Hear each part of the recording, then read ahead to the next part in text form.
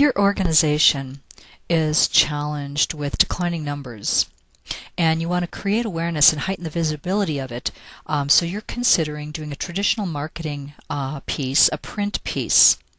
Now this print piece will be designed to include the name of your organization, and then maybe a little bit about who you are and what you do. And this will attract people who are like you. You would also include some information about how to join, perhaps, where to join, who should join. You could put a calendar of events. The most important piece of information, of course, is your website.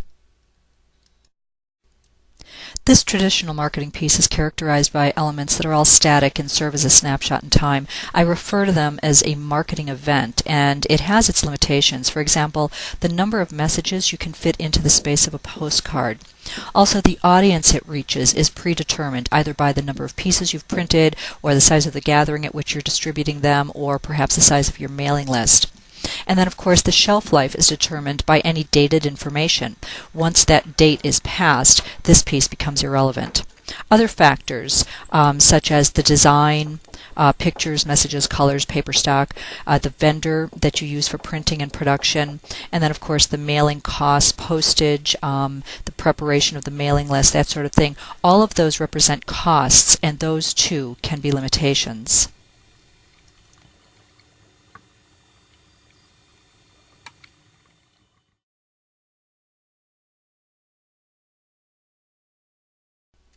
A print piece, even in its static state, still has value in an overall campaign.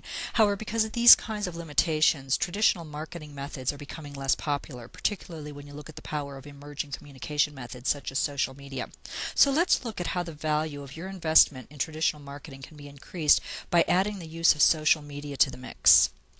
We'll use Facebook and Twitter as examples because they're the most popular. That's where your audience is, so that's where you want to be. Adding these widely recognized icons to your promotion increases the power of all the messages on this postcard. It doesn't just say, "We're here."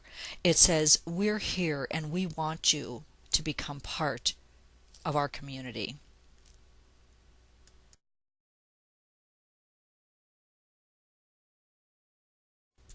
Just as an aside, your target audience is already using these social sites. A number of airlines are cited in reports of best-in-class use of social media, so it seems just a natural fit that you should join them there. Keep in mind that it's not enough to simply set up accounts on the various social sites. You need to make an investment in designing a strategy for why you're using those sites. You know, who you want to reach, what kind of messages will go out there, how many and how often, and who in your organization will be responsible for overseeing the activity. Plan to invest a certain amount of time for sure, and though the tools are free, it's wise to also invest in professional guidance for how to use the tools, and especially for how to set up a strategy that'll give you the results you want. With the right strategy in place, you'll engage in conversations with the right audience, and those conversations will appear on your friends' news feeds.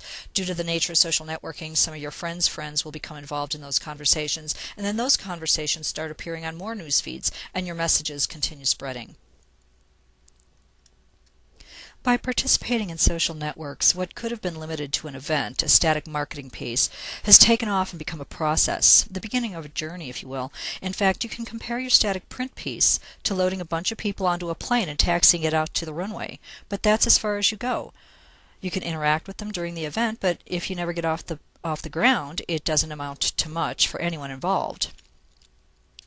With the right tools in place, you make it possible to not only take off, but to gain altitude. Essentially, you leverage the influence of your network by channeling messages that they want to share with their networks.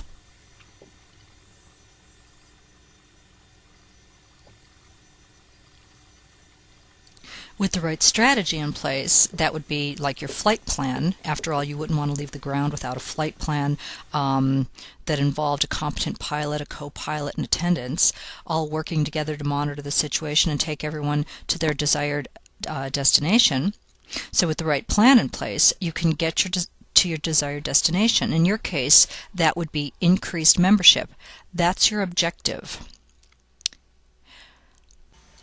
By using emerging communication methods in social media, you can reduce, if not eliminate, not only the cost associated with traditional marketing methods, but the other limitations as well. Once your strategy is in place, the time you spend using social media won't be more than the time you spend on other less effective efforts to increase your membership. It's a matter of working smarter, not harder, and these days social media allows us to do just that.